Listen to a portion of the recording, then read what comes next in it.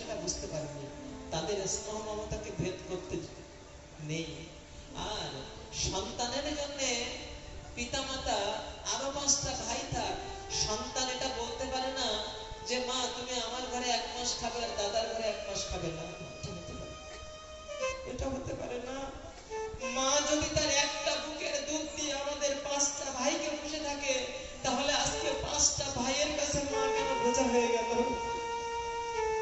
বলুন, যেদিন মায়ের বুকের দুধ খেয়েছিলাম সেদিন মা তো বলিনি যে খোকা একটু কম করে খা, তোর পরে যদি কোনো ভাই বোন আসে তার জন্য একটু রেখে খা, এ কথা তো বলেননি। একটা বুকের স্তন দিয়ে আমাদের পেট ভরিয়েছিলেন সেদিন। আজ 5টা ভাই মিলে মাকে এক মুঠো খেতে দিতে পারছি না, খেতে দিতে পারছি না। এরকম কতজনকে বলতে শুনেছি, কতজনকে আমি বলতে শুনেছি যে এর সাথে দুটো খাচ্ছি, পরের সাথে কোথায় খাবো তার ঠিক নেই। এরকম কত মাকে শুনেছি, তাদের সন্তানরা সেভাবে তাদের দেখে না। সারা জীবনের দেবী পূজা ব্যর্থ হয়ে যাবে যদি মায়ের প্রতি কর্তব্য পালন করতে না পারি। যস্তু ইয়ারত্মজ কল্পাত্মেন চ ধনেন চ বৃত্তিং নদত্তম প্রত্যশমং সংখদয়ন্তি। যে পুত্র সামর্থ্য থাকা সত্ত্বেও বৃদ্ধ পিতামাতার সেবা যত্ন করে না, মৃত্যুর পরে যমদূতগণ ওই পুত্রের গায়ের মাংস কেটে কেটে তাকে খেতে দেয়। আমি বলি যে পুত্র সামর্থ্য থাকা সত্ত্বেও বৃদ্ধ পিতামাতার সেবা যত্ন করে না। একদিন ঠাকুর দাদা ঠাকুরমা হয়ে যাব যদি বেঁচে থাকি, একদিন শ্বশুর হব শাশুড়ি হব যদি বেঁচে থাকি। আজ যদি আমার মাতা পিতার প্রতি আমি দুর্ব্যবহার করি, একদিন আমার ছেলে বৌমা আমার সাথে দুর্ব্যবহার করবে, এটা স্বাভাবিক হিসাব। ওখানে আর কপালে দড়ি দিয়ে কি করবেন বলুন? ওখানে আর কপালে দড়ি দিয়ে কি করবেন? ওটা তোমার তৈরি করা ফসল, তৈরি করেছে তো। এই জন্য ঘরে ঘরে যেন এভাবে আমরা অশান্তির আগুন না জ্বালাই, ভাগবতীয় সিদ্ধান্তের অনুকূলে জীবন করতে চেষ্টা করি, তাহলে শান্তি আসবে। হ্যাঁ, ওই যখন নাভাগ তার ভাইদেরকে বললেন যে আমার সম্পত্তি ভাগ দেবে না, বলে সে তো সব ভাগ করে নিয়ে ফেলেছে, তোর ভাগে বাবাকে রেখেছে। বাবার কাছে গিয়ে বললেন বাবা দাদারে এরকম করে ভাগ করেছে, তো কি করবো এখন? তো বলে তুই অশান্তি করিস না বাবা, ওই অমুক জায়গায় ওই ঋষিরা যজ্ঞ করছে, ওইখানে গিয়ে তাদের বেদ মন্ত্রটা একটু স্মরণ করিয়ে দে, সেখানে কিছু দান দক্ষিণা পাবি, তো চলে যাবে। সেখানে গেলেন, যখন যজ্ঞটা পূর্ণ হয়ে গেল, দান দক্ষিণা নিয়ে চলে আসবেন, সেই সময় ভোলা মহেশ্বর শিব ঠাকুর এসে বলছে শোনো শোনো, তুমি কোথায় নিয়ে যাচ্ছ যজ্ঞের দান দক্ষিণা? ও তো আমার পাওনা, তুমি নিয়ে যাচ্ছ কেন? বলে আমাকে দিয়েছিল তারা। বললেন শোনো, তোমাকে দিলে কি হবে, ওই যজ্ঞের অবশিষ্ট সম্পদ আমারই প্রাপ্য। আবার সেই ভোলা মহেশ্বর শিব ঠাকুরকে ছেড়ে দিয়ে চলে এলেন। এবারে সে কি করলেন? বাবাকে বললেন যে বাবা হলো না, পেলাম না কিছু। দেখুন এমন ভাবে বারে বারে যিনি অধিকার বঞ্চিত হয়ে গেলেন, ভগবান তাকে একটা পুরস্কার দিবেন। ভোলা মহেশ্বর শিব ঠাকুর বললেন যে তোমার বাবার কাছে শুনে এসো যে এটা আমি পাবো কিনা। আবার বাবার কাছে শুনে যখন বলতে গেলেন হ্যাঁ ভোলা মহেশ্বর এই সম্পদ আপনারই প্রাপ্য, তখন শিব ঠাকুর সন্তুষ্ট হয়ে বললেন আমি তোমার এবং তোমার পিতায় সত্যবাদী তাই সন্তুষ্ট এই সম্পদ তোমাকে দান করলাম, যাও তুমি নিয়ে যাও। হ্যাঁ, তাহলে চলার একটা পথ হয়ে গেল, কিন্তু ভগবানের পক্ষ থেকে আর একটা বড় পুরস্কার পেয়েছিলেন তিনি, কি জানেন? এর সংসারে একজন পিতামাতার জন্য ভগবানের পক্ষ থেকে বড় পুরস্কার হচ্ছে একটা কৃষ্ণ ভক্ত সন্তান পাওয়া। সেই নাভাগকে সেই পুরস্কারটা দিয়েছিলেন ভগবান, যার নাম ছিল অম্বরীশ মহারাজ। একটা কৃষ্ণ ভক্ত পুত্র দান করেছিলেন, যিনি তার ভক্তির দ্বারা একেবারে ব্রহ্ম সাপ পর্যন্ত ব্যর্থ করে দিয়েছিলেন। অম্বরীশ মহারাজ সবই মন কৃষ্ণ পদারবিন্দায় বসংসি বৈকুণ্ঠ গুণানুবর্ণনে করো হরের মন্দির মর্চনা দেশ শ্রুতিং চাকর চোদ শত কথা দেয়। অম্বরীশ মহারাজ রাজা হয়েছিলেন, কিন্তু মনটা ছিল গোবিন্দ চরণে। আর কথা দিয়ে কি বলতেন? গোবিন্দ কথা বলতেন। করো হরের মন্দির মার্জন আদেশ, নিজের হাতখানা দিয়ে তিনি মন্দির মার্জন করতেন। কেন রাজা নিজে মন্দির মার্জন করবেন কেন? দাস দাসী আছে না? বলে না, কৃষ্ণ সেবার কাজটা আপনি যত নিজে হাতে করতে পারবেন ততই মঙ্গল।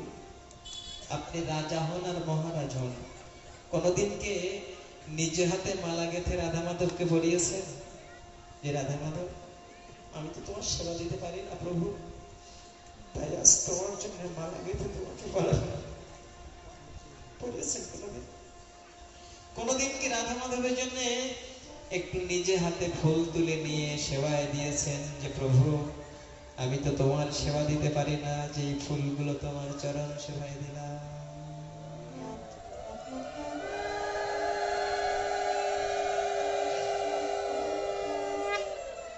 কোনদিন কি নিজে হাতে করে ঠাকুর সেবার বাসনগুলো নিজে হাতে করে ধুয়ে মুছে দিয়েছেন যে রাধা মাধব তোমার যখন সেবা হয় তখন তো আমি গৃহে থাকি না, আমি কত কাজে ব্যস্ত থাকি, তাই আজ তোমার বাসনগুলো আমি নিজে হাতে ধুয়ে দিয়ে গেলাম প্রভু তোমার সেবার কাজে লাগবে? করেছেন কোনদিন? হয়তো আপনারা করে থাকেন, আমি পাপিষ্ঠ হয়তো করতে পারি না, কিন্তু এটা প্রয়োজন। গোবিন্দ সেবার কাজে কোনো লাজ লজ্জা নেই, এখানে কোনো ছোট বড়র বিচার নেই। আপনি যতটুকু পারবেন ততটুকু গোবিন্দ সেবার কাজে সহযোগিতা করবেন। অম্বরীশ মহারাজ তাই করতেন। দুর্বাসা ঋষির ব্রহ্মশাপ ব্যর্থ হয়ে গিয়েছিল ওই রাজা অম্বরীশ মহারাজের বিষ্ণু ভক্তির দ্বারা। তিনি ব্রত করেছিলেন, ঠিক ব্রতের পালনের দিনে দুর্বাসা ঋষি এসেছিলেন, সময় মতো তিনি স্নান করে ফিরে আসতে পারেননি, পালনের সময় পার হয়ে যাচ্ছিল। আর সেই সময় অম্বরীশ মহারাজ একটু জল মুখে দিয়েছিলেন পালনের মর্যাদাটা রক্ষা করার জন্য। আর সেই সময় না দুর্বাসা ঋষি এসে দেখে বলবেন না, হ্যাঁ আমি আপনার অতিথি আর আমাকে পালন না করে আপনি আগে খেয়ে নিলেন? তখন অম্বরীশ মহারাজ বললেন, মুনিবর আমি খাইনি, আমি শুধু একটু পালনের মর্যাদা রক্ষা করেছিলাম। আপনারা যারা ব্রত করেন তারা সময় মতো পালন করবেন। শীতকালে একটু সমস্যা হয়, সকালে ঘুম থেকে উঠতে দেরি হয়, আর সেই সময় যদি খুব ভোরবেলা পালনের সময়টা লেখা থাকে তাহলে সেদিন খুব সমস্যা হয়ে যায়। তো অন্তত ভোরবেলায় স্নান করে একটু অনেকের ঘরে শুকনো প্রসাদ থাকে, জগন্নাথ দেবের প্রসাদ থাকে, তারপরে মহোৎসবের প্রসাদ থাকে, ওই প্রসাদ একটু পালনটা করে নিয়ে তারপর ঠান্ডা মতো রান্না বান্না করবেন। সময় মতো পালনটা করতে হয় ব্রত করলে। আর দুর্বাসা ঋষি সেই জন্য রাগ করে একটা জটা ছিঁড়ে ফেললেন, যার থেকে করে জমদূতের মতন একটা কৃত্যা তৈরি হলো। অম্বরীশ মহারাজের যে যখন আক্রমণ করতে গেলেন তখন ভগবান শ্রীহরি পাঠিয়ে দিলেন তার চক্র, সুদর্শন ধাবিত হয়েছেন, সেই কৃত্যাটাকে ধ্বস্মীভূত করে এবার দুর্বাসা ঋষির দিকে ছুটছেন। দুর্বাসা তুমি দাঁড়াও, আমার ভক্তের উপরে কেন তুমি দুর্ব্যবহার করলে? দুর্বাসা ঋষি দেখলে দেখি চক্র আমার দিকে আসছে, তো ত্রাহি করে ছুটতে স্বর্গে মর্তে পাতালে সাগরে পর্বতে যেখানে গেলেন সেখানে চক্র। কোন জায়গায় ঠাঁই না পেয়ে ভগবান শ্রীহরির কাছে গিয়ে বললেন, প্রভু এসে চক্র তো আমার পিছনে ছুটছে। তো বললো, চক্র দেখুন আমার কথা শুনবে না, চক্র এখন আমার ভক্তের কথা মতো চলবে। দুর্বাসা অহং ভক্ত পরাধীন, আমি স্বাধীন বটে কিন্তু ভক্তের কাছে আমি পরাধীন হয়ে যাই। দুর্বাসা যদি রক্ষা পেতে চাও তাহলে আর কোথাও রক্ষা পাবে না। যদি রক্ষা পেতে চাও যে ভক্তের কাছে অন্যায় করেছো ওই ভক্তের কাছে শিগগিরই যাও। দুর্বাসা ঋষি আর কোনো উপায় না পেয়ে অম্বরীশ মহারাজের কাছে এসে আবার ক্ষমা চাইছেন, মহারাজ আমাকে রক্ষা করুন, ওই চক্র আমার পিছনে ছুটছে।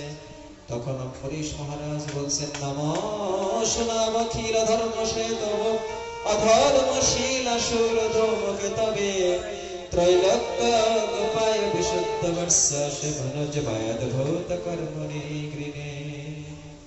হে চক্র, তুমি ভগবান শ্রীহরির আজ্ঞাবহ, তুমি দুষ্টের দমনকারী।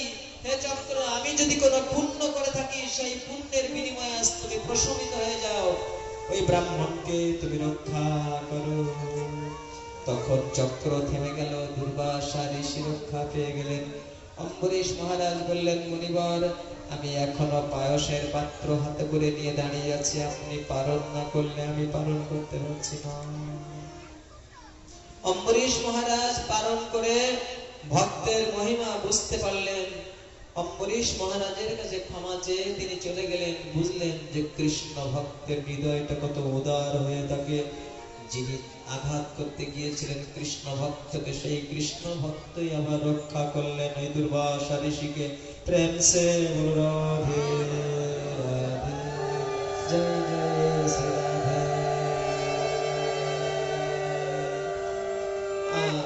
সোনাখালী থেকে ব্রাহ্মণী মাতা যে এসেছেন, আমার পূজ্যপাদ দাদা স্বপন হালদার, তার গৃহে একটা সপ্তাহব্যাপী ভাগবত যজ্ঞ হয়ে গেল। উনি ব্রাহ্মণ মানুষ, কিন্তু অত্যন্ত ভক্তি পথের অনুরাগী। আমাদের এই ভক্তি পথে, ভজন পথে অত্যন্ত আনুকূল্য বিধান করে থাকেন। আর সঙ্গে এসেছেন তার সহধর্মিনী আমার পূজ্যপাদ দিদি বন্দনা দেবী। তার শ্রীমুখে একটি ভজন কীর্তন আস্বাদন করব। জয় শ্রী রাধে। অনুরোধ করছি দিদিকে একটা ভজন কীর্তন পরিবেশন করার জন্য। অত্যন্ত বৈষ্ণব অনুরাগী। জয় শ্রী রাধে। আচ্ছা, সেই অশ্ব অন্বেষণ করতে করতে গিয়ে কপিল মুনির আশ্রমের পাশে পান এবং কপিল দেবকেই সেই জন্য অভিহিত করেন, চোর বলে অভিহিত করেন।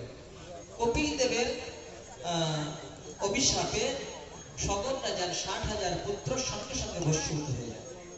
এরপরে ওই পুত্রদের দিব্য গতি লাভের জন্য সগর রাজার অপর পুত্র অসমঞ্জ চেষ্টা করলেন কি করে তার ভাইদের আত্মার সদ্গতি হয়, কিন্তু পারলেন না অসমঞ্জ কোনোভাবে। বললেন যে যদি গঙ্গার জলের স্পর্শ লাগে ওই দেহভস্যের গায়ে, তাহলে তাদের দিব্য গতি লাভ হবে। অসমঞ্জ চেষ্টা করলেন, পারলেন না। অসমঞ্জের পুত্র অংশুমান তিনিও চেষ্টা করলেন, কিন্তু গঙ্গা দেবীকে আনতে পারলেন না। অংশুমানের পুত্র দিলীপ তিনিও চেষ্টা করলেন, কিন্তু গঙ্গা দেবীকে আনতে পারলেন না। দিলীপের পুত্র ভগীরথ আবার সাধনা করলেন গঙ্গা দেবীকে মর্তে আনয়নের জন্য। দেখুন, শিক্ষা দিচ্ছে ভাগবত যে পিতৃপুরুষের আত্মার কল্যাণের জন্য কয়েকটা পুরুষ ধরে তারা চেষ্টা করছেন এক এক করে, যে যাতে আত্মার সদ্গতি হয়।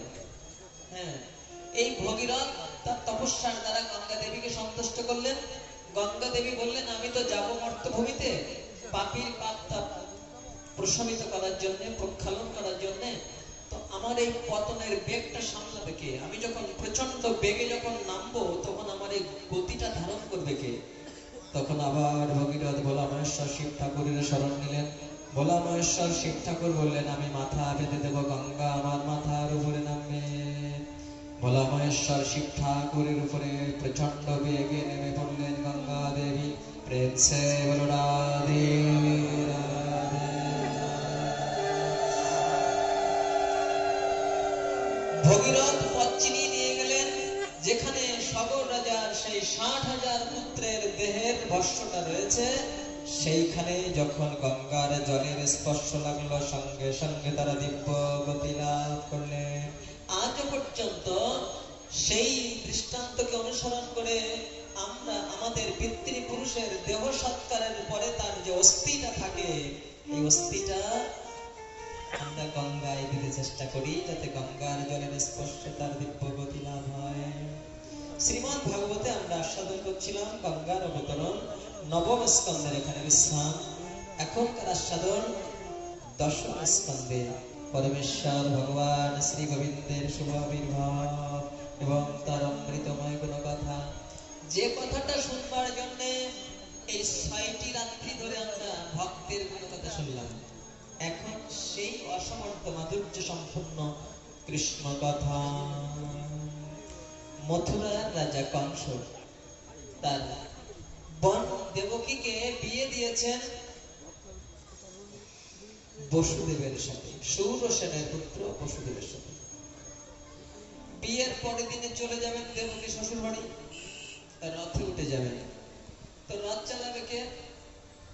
সারথি তো রথ চালায়, কিন্তু কংস রাজা বললেন, না দেবকী, তোর রথে আমি সারথি দেব না, আমি যাব সারথি হয়ে। কেন?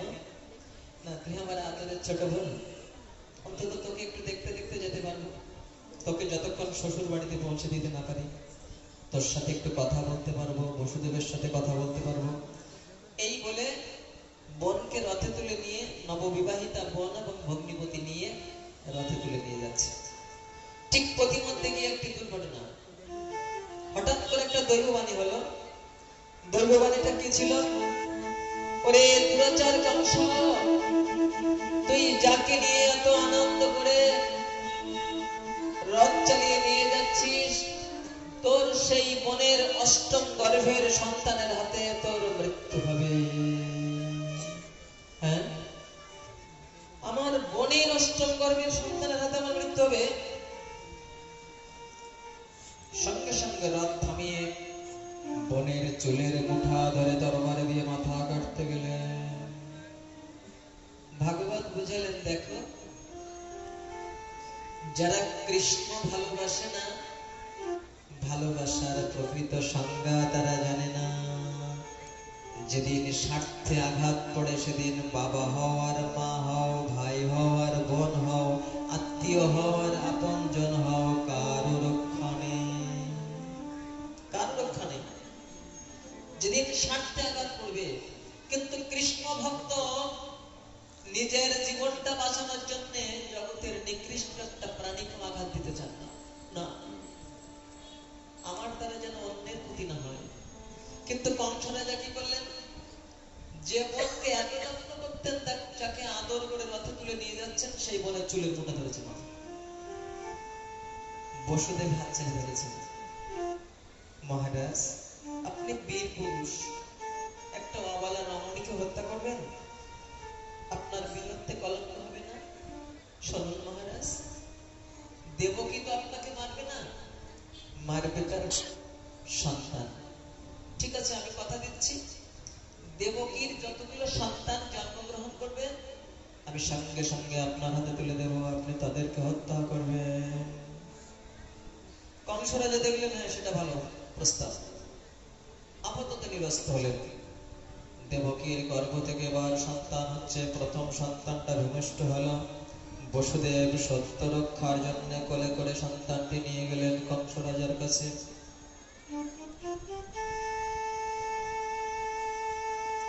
এই নিন মহারাজ, এই আমাদের প্রথম সন্তান।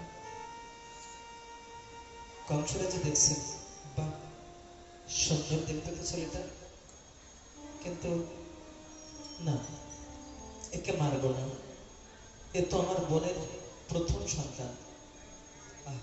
ফুটফুটে ছেলেটা, কেন মারবো? একে ফিরিয়ে দেই। এই নাও, এই নাও বসুদেব, তুমি ফিরিয়ে নিয়ে যাও, ওই অষ্টম সন্তানটা আমার কাছে দিও। ঠিক আছে। যখন ফিরিয়ে নিয়ে যাচ্ছেন, দেবর্ষি নারদ এসেছেন বিনা যন্ত্র যেতে যেতে মহারাজ কংসের জয় হোক বলতে বলতে। দেবর্ষি, কি হেতু আগমন তব? দেবর্ষি বললেন, মহারাজ, একটা সংবাদ দিতে এলাম। কি সংবাদ? শুনলাম ওই দেবতারা একটা যুক্তি করছে, তাই একটু আপনাকে বলতে এসেছি। কি যুক্তি? শুনলাম ভগবান শ্রীহরি খুব শীঘ্রই আসবেন আপনার বোনের সন্তান হয়ে। কংসরাজা তখন বললেন, সেটা তো আমি আগেই শুনেছি, সে তো অষ্টম গর্ভের সন্তান। তখন দেবশ্রী নারদ বলছেন, হ্যাঁ, অষ্টম গর্ভের সন্তান, আমিও তাই শুনেছি, কিন্তু কিন্তু কংসরাজা বলছেন, আবার কিন্তু কেন?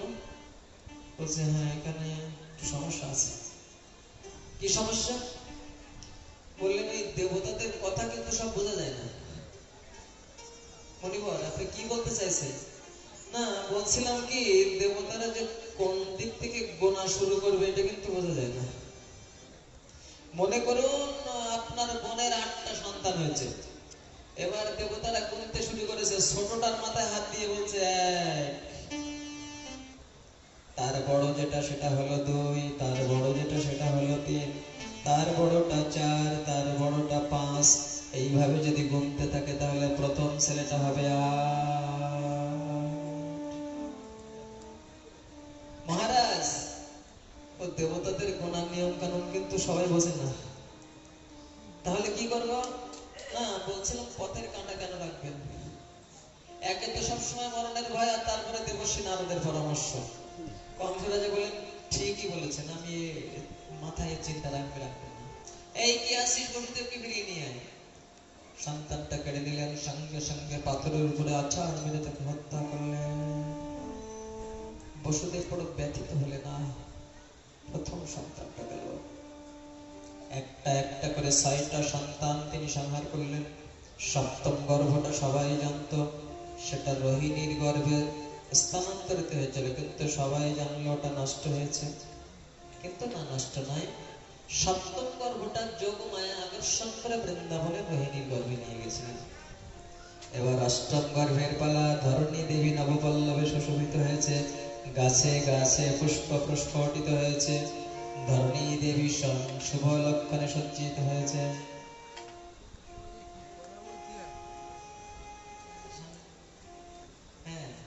ধরণী দেবী নব সাজে সজ্জিত হয়েছেন, শুভ লক্ষণ দেখা দিয়েছে। আর সেই শুভ লক্ষণের মাধ্যম দিয়ে ভাদ্র মাসের কৃষ্ণ পক্ষের অষ্টমী তিথিতে প্রতীক্ষার রাত পার হচ্ছে বসুদেব আর দেবকীর। কংসের কারাগারে কারারুদ্ধ হয়ে রয়েছে, বুকের উপরে পাষাণ চাপানো, হাতে পায়ে শিকল দিয়ে বাঁধা। কারাগারের বাইরে কারারক্ষী পাহারা দিচ্ছে, খুব কড়া নিরাপত্তার মধ্যে রয়েছে। হ্যাঁ, আর ভগবান শ্রীহরি যোগমায়াকে ডেকে বলছেন, যোগমায়া আমার একটু লীলা কার্যে সহযোগিতা করতে হবে। কি সহযোগিতা? শোনো যোগমায়া, যদি তুমি আমার লীলা কার্যে সহযোগিতা করতে পারো, তাহলে জগতে বিভিন্ন নামে তোমার মহিমা প্রচার করব। তোমাকে গিয়ে জন্ম নিতে হবে নন্দালয়ে যশোদার কোলে, কন্যা রূপে। তুমি যদি আমার এই কাজটা করে দিতে পারো, তাহলে জগতে বিভিন্ন নামে তোমার পূজা প্রচার করে দেব। কি নামে? দুর্গেতি, ভদ্রকালেতি, বিজয়া, বৈষ্ণবেতি চ, কোমদা, চণ্ডিকা, কৃষ্ণ, মাধবী, কন্যকেতি চ, মায়া, নারায়ণী, শনি, শারদেত্তম্বিকেতি চ। এইসব নামে জগতে তোমার পূজা করবে। তবে তুমি নন্দালয়ে গিয়ে একটা কন্যা রূপে জন্মগ্রহণ করো। ভগবান শ্রীহরি ভাদ্র মাসের কৃষ্ণ পক্ষের অষ্টমী তিথিতে রোহিণী নক্ষত্র যোগে কংসের কারাগার আলো আলোকিত করে আবির্ভূত হলেন। জয় পরমেশ্বর ভগবান শ্রী গোবিন্দের শুভ আবির্ভাব কি জয়। জয় শ্রী শ্রীমদ ভাগবত প্রীতি প্রেমানন্দে হরি হরি। ভগবান শ্রী গোবিন্দ আবির্ভূত হয়েছেন। বসুদেব দেবকী দেখছেন কি কারাগার আলো আলোকিত হয়েছে। শঙ্খ চক্র গদা পদ্মধারী প্রভু নারায়ণ। প্রভু তোমার চরণে প্রণাম জানাই। প্রভু তোমার আশার অপেক্ষায় কত বিনিদ্র রজনী, কত প্রতীক্ষা রজনী পার করেছি। প্রভু আজ তুমি এসেছো কৃপা করে, তবে তোমার এই চতুর্ভুজ মূর্তি তুমি সম্বরণ করো। এখনই কংসরাজা আমার হাত থেকে কেড়ে নিয়ে যাবে। এই কথা বলে যখন প্রণাম করলেন, তখন ভগবান শ্রীহরি বললেন, আমাকে এখনই নন্দালয়ে রেখে এসো। যেই না রাখবেন, কি করে যাবেন, বসুদেব হাত পাতো শিকল দিয়ে বাঁধা, বুকের উপরে পাথর চাপা। কিন্তু না, আমাকে যেতেই হবে, আমি যাবই। এই বলে দৃঢ় সংকল্প নিয়ে উঠতে গিয়েছেন। হাতের শিকল খুলে গেল, পায়ের বাঁধন খুলে গেল, বুকের উপরের পাষাণ চলে গেল। তিনি কৃষ্ণ কোলে নিয়ে দরজার পাশে গিয়ে দাঁড়িয়েছেন। কারাগারের দরজা তালা দিয়ে আটকানো। চিন্তা করছেন তালা খুলবো কি করে, বাইরে তো আবার প্রহরী রয়েছে। আর সেই সময় ভগবান শ্রীহরি দেবরাজ ইন্দ্র সমস্ত দেবতাদের বলে দিয়েছেন, তোমরা বৃন্দাবনে গিয়ে প্রচন্ড ঝড় বৃষ্টি বজ্র বর্ষণ শুরু করে দাও, যেন কংস রাজার কোন চর অনুচর বাইরে বের হতে না পারে। ভগবান শ্রীহরি যেন নির্বিঘ্নে নন্দালয়ে পৌঁছতে পারে। সেই ভাদ্র মাসের কৃষ্ণপক্ষের রজনীতে প্রচন্ড ঝড় বৃষ্টি বজ্রপাত শুরু হয়ে গিয়েছে। তিনি চলে গেলেন যমুনা পারে। নিতে অচেতন রানী কিছুই নাহি জানে। মা যশোদা ঘুমিয়ে অচেতন হয়ে রয়েছে। কোলে পুত্র কি কন্যা তিনি জানেন না। বসুদেব গিয়ে ভগবান শ্রীহরিকে সেখানে রেখে কন্যাটিকে নিয়ে চলে এলেন। কারাগারের দরজা যথারীতি বন্ধ হয়ে গেল। কন্যা সন্তানটি দেবকীর কোলে দিয়েছেন। হ্যাঁ, কন্যা সন্তানটি দেবকীর কোলে দিয়েছেন।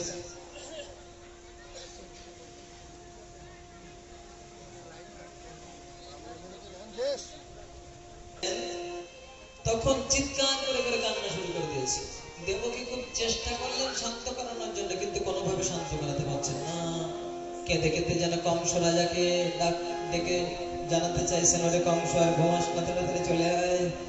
কংস রাজা যেই না শিশু কণ্ঠের ক্রন্দন ধরে শুনতে পেয়েছেন, উদ্দেশ্যে ছুটে এসেছেন। দেবকীর কাছ থেকে ছিনিয়ে নিলেন কন্যা সন্তানটি। আছাড় মারতে গেলেন পাথরের উপরে, কিন্তু আছাড় মারা হলো না। হাত ফসকে উপরে উঠে গেল। যাওয়ার সময় কংস রাজার মস্তকে একটা পদাঘাত করে উপরে উঠে অট্ট হাসি হাসতে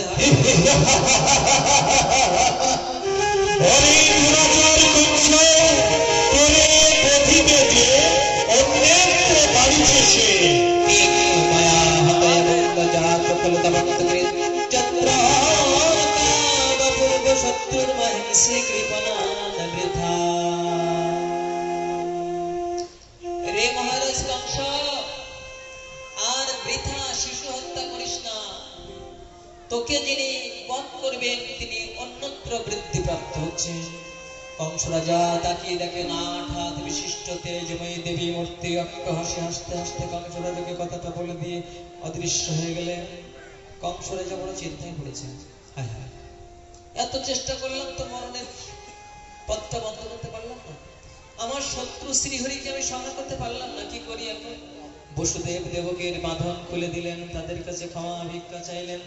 ওদিকে আনন্দ হচ্ছে বৃন্দাবনে।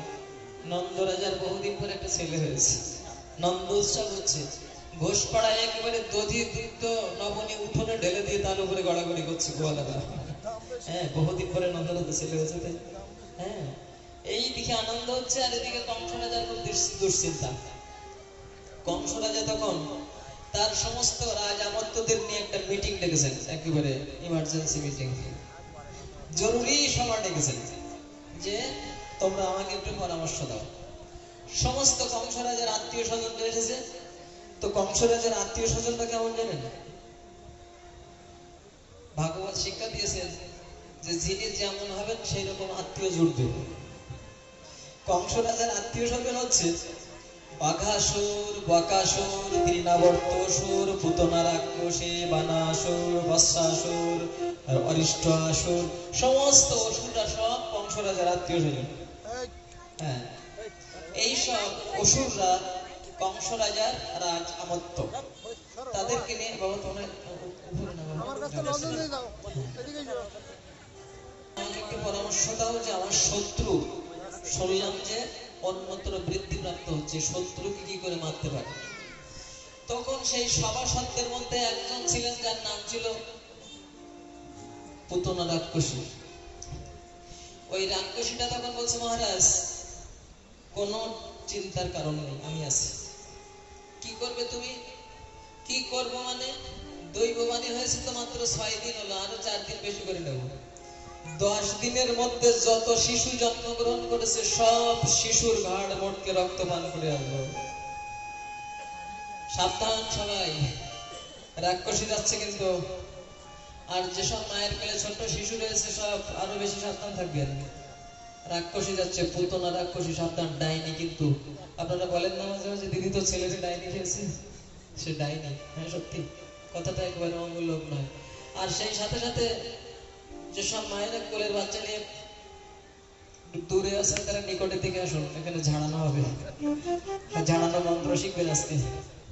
হ্যাঁ, মা যশোদা যা বলে ঝাড়িয়েছিলেন গোপালকে, একেবারে ডাকিনী, যোগিনী, ভূত, প্রেত, রক্ষ, বেতাল, পিশাচ সব রয়েছে সেই ঝাড়ানো মন্ত্রের মধ্যে। আপনারা শুনবেন ভাগবতের মধ্যে কেমন করে ঝাড়ানো মন্ত্র দিয়ে দিয়েছে। আপনার বাইরের কিছু লাগবে না, ভাগবত কানায় কানায় পরিপূর্ণ করে দিয়েছে। হ্যাঁ, সেটা হবে একটু পরে। পুতনা রাক্ষসী বললেন, মহারাজ আমাকে অনুমতি দিন, আপনার শত্রুকে আমি সংহার করে আনবো। কংস রাজা বললেন, আমি তো এইরকম একটা মানুষ আসছি, এইরকম একটা হিতৈষী আমার প্রয়োজন যে আমার শত্রুকে মারতে পারবে। পুতনা কংস রাজার কাছ থেকে অনুমতি পেয়েছেন, এবার চলে যাচ্ছেন বৃন্দাবনে। যাওয়ার সময় কি বললেন জানেন? এই যেমন আমি আপনাদের এখানে আসার সময় একটু সাধু সেজে আসি, এরকম সবসময় কিন্তু সাধু সাজতে পারি না। যখন যাচ্ছি যে সাধুর পাশে যাচ্ছি তখন একটু ভালো করে সেজে যাই, সুন্দর করে মালা চন্দন পরে তিলক সেবা করে আবার দেখি তিলকটা ঠিক আছে কিনা। ভাগবত শিক্ষা দিলেন যে সাধু সাজলেও মঙ্গল আছে। পুতনা রাক্ষসী যেদিন বৃন্দাবনে গিয়েছিলেন সেদিন একেবারে অলকা তিলকা দিয়ে মাথায় আবার ফুলের মালা জড়িয়েছেন। তারপরে সমস্ত অঙ্গে সুন্দর বসন ভূষণ পরে পুতনা রাক্ষসী বৃন্দাবনে যাচ্ছেন। হ্যাঁ, স্তনে মেখে নিয়েছেন তীব্র কালকূট বিষ, যখন রক্ত খেয়ে পারবেন না তখন স্তন পান করাবেন। যাচ্ছেন, যেতে যেতে যেতে যেতে অনেক শিশুর রক্ত পান করেছেন, কিন্তু কোন ভক্তের বাড়িতে যেতে পারেনি পুতনা, কোন ভক্তের বাড়ি যেতে পারেনি। সব গিয়েছে যারা কংস রাজার দলের মানুষ, যারা কৃষ্ণ বিদ্বেষী, যারা তাদের বাড়িতে গিয়েছে পুতনা রাক্ষসী। তাদের বাড়ির শিশু সন্তানগুলো সংহার করেছে। যে বাড়িতে সন্ধ্যা প্রদীপ জ্বলে, যে বাড়িতে সন্ধ্যা আরতি কীর্তন হয়, যে বাড়িতে মঙ্গল কীর্তন হয়, সে বাড়িতে পুতনা যেতে পারেনি। যারা ভোরবেলা ঘুম থেকে উঠে ডাকে, ওঠো ওঠো গোরা নিশি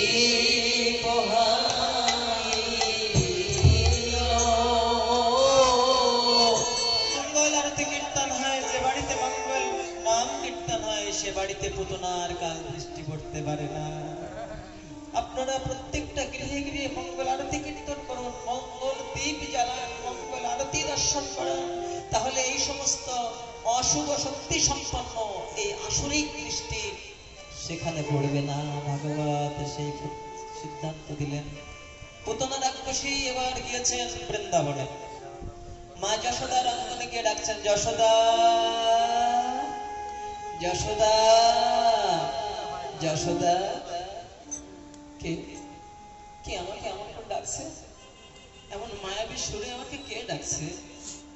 চিনতে পারছিস না যশোদা? আমি তোর দিদি হই রে। ও দিদি, দিদি তোমাকে কোনোদিন দেখিনি তো। হ্যাঁ শোন, আমি না তোর মাসতুতো বোন হই। কেন এসেছি জানিস?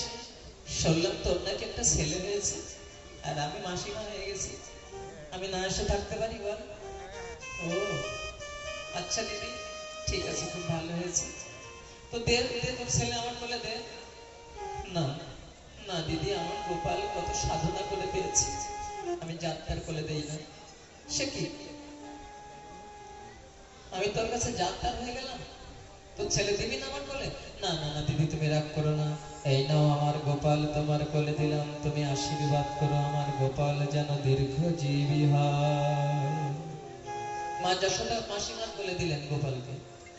গৃহ অভ্যন্তরে চলে গিয়েছেন, আর সেই সময় পুতনা দেখছে না, কি সুন্দর দেখতে ছেলেটারে। এত শিশুর রক্ত পান করলাম, তা মায়া হয়নি, এর দেখে তো মায়া হচ্ছে না। না না না, মায়া করলে তো চলবে না, কংস রাজার কাছ থেকে পুরস্কার নিতে হবে। যে ভগবান শ্রীহরি যেন পুতনাকে জানাতে চাচ্ছেন, পুতনা আমার আর এক নাম হচ্ছে ভাবগ্রাহী জনার্দন। পুতনা আমার আর এক নাম হচ্ছে অন্তর্যামী ভগবান। আমি শুধু মুখের ভাষা শুনি না, আমি অন্তরের ভাব গ্রহণ করতে পারি। পুতনা, কে সাধু হয়েছে আর কে সাধু সেজেছে ওটা আমাকে বলতে হয় না, আমি সব বুঝি রে। পুতনা, তোর ভিতরে রয়েছে হিংসার শূন্য কাঠ, আর বাহিরে তোর মুখে মধু ঝরছে।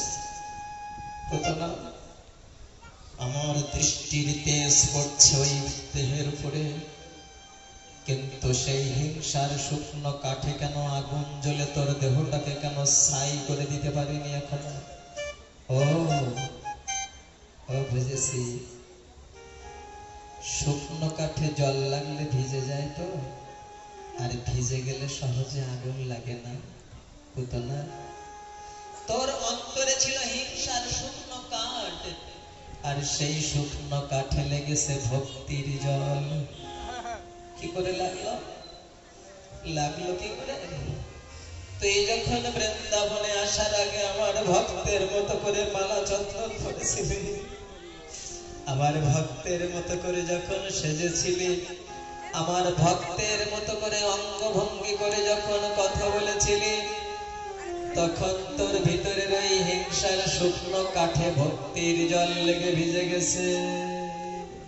পুতনা, এই জন্য আমার দৃষ্টির তেজ নিক্ষিপ্ত হচ্ছে, কিন্তু তোকে পুড়িয়ে ছাই করতে পারছে না। হ্যাঁ হবে, কিছুক্ষণ ধোঁয়া হবে, তারপরে জ্বলবে। তার মধ্যে যেটা করতেছিস করে নে। পুতনা দেখছেন এই তো সুযোগ, স্তন দিতে হবে পুত্রটার মুখে। পুতনা বিষ মাখা স্তন যেই না দিয়েছেন, ভগবান শ্রীহরি বিশ্বম্বর শক্তি ধারণ করে এমন টান দিয়েছেন, পুতনা সইতে পাচ্ছেন না। ছেড়ে দে, ছেড়ে দে, ছাড় বলছি না। পুতনা, আমাকে যারা ধরে তারা কখনো কখনো ছেড়ে দেয়, কিন্তু আমি যাকে একবার ধরি তাকে চিরজন্মের মতো আমার করে নিয়ে তবে ছেড়ে দে।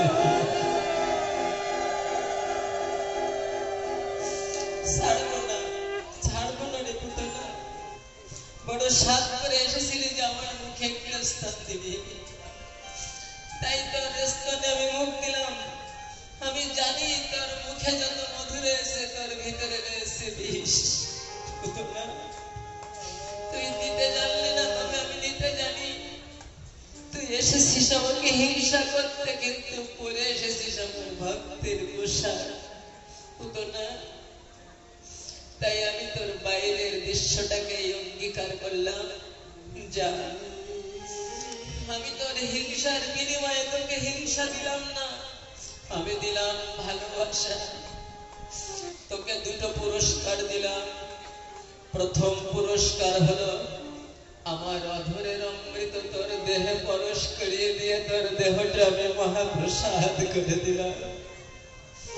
দ্বিতীয় পুরস্কার হলো কোন মায়ের গর্ভে যদি কোন বিষ্ণু ভক্ত সন্তানের জন্ম হয়, সেই সন্তানের হাতে জল পিণ্ড পেয়ে যেমন তার পিতামাতার আত্মার ঊর্ধ্বগতি হয়, আমি তোর সন্তান না হতে পারলেও সন্তানের মতো করে তোর স্তনে যখন একবার মুখ দিয়েছি, যা আমি তোর মাতৃত্বের মর্যাদা রক্ষা করলাম। যা, তুই মাতৃ সমগতি পেয়ে চলে যা বৈকুণ্ঠে, চলে যা গোলকে। প্রেম সে বল রাধে।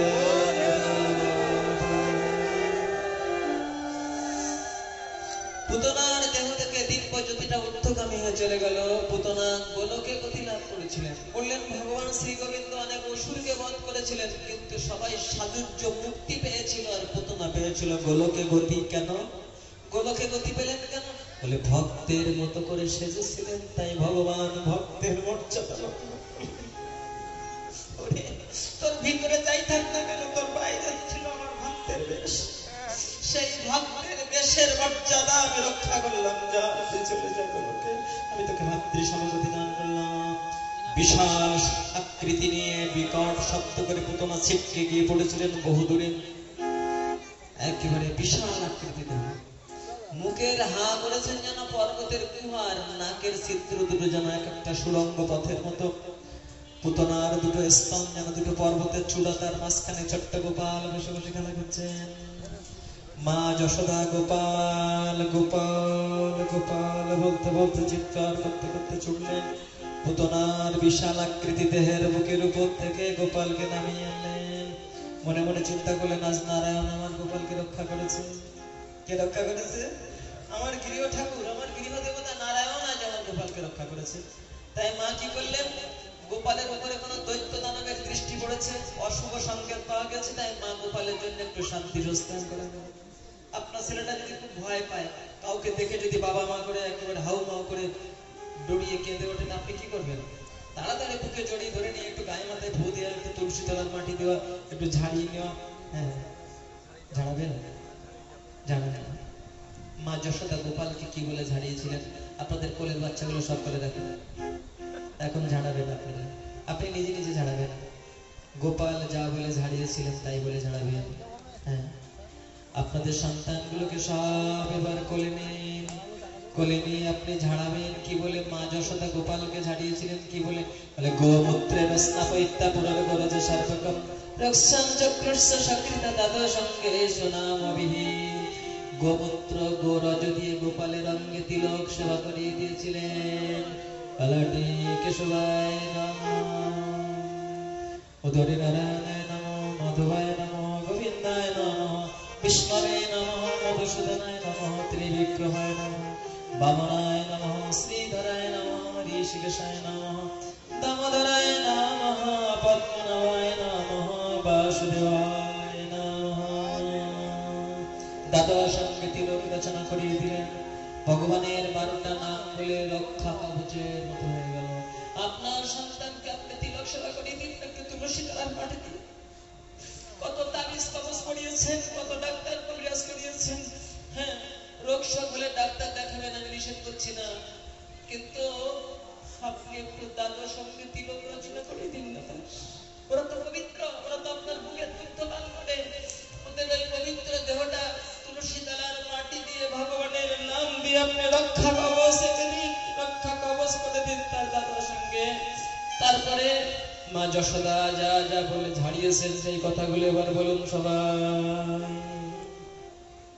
ইন্দ্রিয়াণি ঋষিকেশঃ প্রাণান নারায়ণ ইয়াবতু শ্বেত দীপ প্রতিষ্ঠিতং মনোযোগেশ্বর ইয়াবতু কৃষ্ণে গর্ভস্থতে বুদ্ধিমত্মনং ভগবান পরঃ ক্রীড়ন্তং পাতু গোবিন্দং শয়নং পাতু মাধব প্রজন্তনপাদ বৈকুণ্ঠয়াসিनं तं শ্রিয়পতিঃ ভঞ্জনং যজ্ঞভোগ পাতু সর্বগ্রহ ভয়ঙ্কর। সমস্ত ভয়ঙ্কর গ্রহের অশুভ দৃষ্টি থেকে আমার সন্তান রক্ষা পেয়ে যাক। মা বলছেন ডাকিন্ন জাতু ধনুষ্য কুষ্মাণ্ড জহর্ভগ গ্রহ ভূত প্রেত পিশাচস্য যক্ষ রক্ষ বিনায়কঃ। কি নাম বলছেন বুঝতে পারছেন? যখন ওই গুণী ওঝারা ঝাড়ায় না, ওর মধ্যে কিন্তু এইগুলো বলে, যত ভূত প্রেত যক্ষ রক্ষ সব চলে যায়। এখন বলছেন ভাগবত, বলছেন প্রজন্তমপাদ বৈকুণ্ঠাসিनं तं শ্রিয়পতিঃ ভঞ্জনং যজ্ঞভোগপত্র সর্বগ্রহ ভয়ঙ্কর ডাকিন্ন জাতু ধনুষ্য কুষ্মাণ্ড জহর্ভগ ভূত প্রেত পিশাচস্য যক্ষ রক্ষ বিনায়কঃ কটুরারবতী জ্যেষ্ঠা পুতনা মাতৃকা দয় উষ্মাদজয় পস্মার দেহ প্রাণেন্দ্রিয় দৃঢ় স্বপ্ন দ্রষ্টা মহোৎপাতা বৃদ্ধ বাল গ্রহস্যজে সর্বে নশ্যন্তু তে বিষ্ণুর নাম গ্রহণ ভীরবঃ। ভগবান শ্রী বিষ্ণুর নাম গ্রহণ করার সাথে সাথে সব দূরে চলে যাবে। হরে কৃষ্ণ কৃষ্ণ কৃষ্ণ হরে হরে, হরে রাম রাম হরে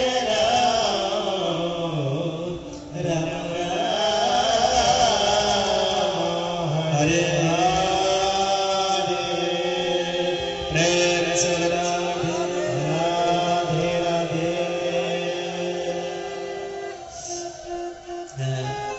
দেখিয়েছেন শ্রীমদ্ ভাগবত। আপনার সমস্ত অমঙ্গল দূরে চলে যাবে। আপনার সন্তান, শিশু সন্তান সুস্থ থাকবে। তাদেরকে ভগবানের নাম বলে তিলক সেবা করে দিন, তুলসী তলার মাটি দিন, তুলসী চন্দন মাখানো তুলসী সেবা করতে দিন। এই তো কত ভক্তেরা। হ্যাঁ, আর এইসব আবার এইগুলো বললে না সমস্যা কি জানেন? কত ভক্তেরা আবার মাঝে মাঝে বাড়ি চলে আসে, বাবা আমাদের ছেলেটাকে ঝাড়িয়ে দিতে হবে। মা আমি ঝাড়াতে পারি না তো, সত্যি বলছি আমি কখনো ঝাড়াইনি, কিন্তু কোনোদিন কাউকে ঝাড়াইনি না। আপনি ঝাড়িয়েছেন শুনেছি, অমুকে ছেলে ভালো হয়েছে, অমুকে ছেলে ভালো হয়েছে, বাবা একটু আমার ছেলেটা ঝাড়িয়ে দিতে হবে, এই এক যন্ত্রণা। হ্যাঁ, এই সম্প্রতি আবার ভক্তরা এটা নিয়ে খুব বাড়ি চলে আসছে, কত দূর থেকে চলে আসছে। সে এসেছে একটা বিশ্বাসে মিলায় বস্তু তর্কে বহুদেব। অবিশ্বাস হিত মহৎ মন্ত্র। শাস্ত্রে বললেন বিশ্বাস না থাকলে মন্ত্র নিষ্ফল হয়ে যায়, বিশ্বাস না থাকলে মন্ত্র নিষ্ফল হয়ে যায়। যেমন একটা ভক্তি বিশ্বাসের ব্যাপার। এইভাবে ভগবান শ্রীহরি ওই পুতনা রাক্ষসীকে যখন সংহার করলেন, তখন কংস রাজা একটা শত্রু সংহার হয়ে গেল। দেবতারা পুষ্প বৃষ্টি করতে লাগলেন, জয় জয় ধ্বনি হতে লাগলো। পুতনা রাক্ষসী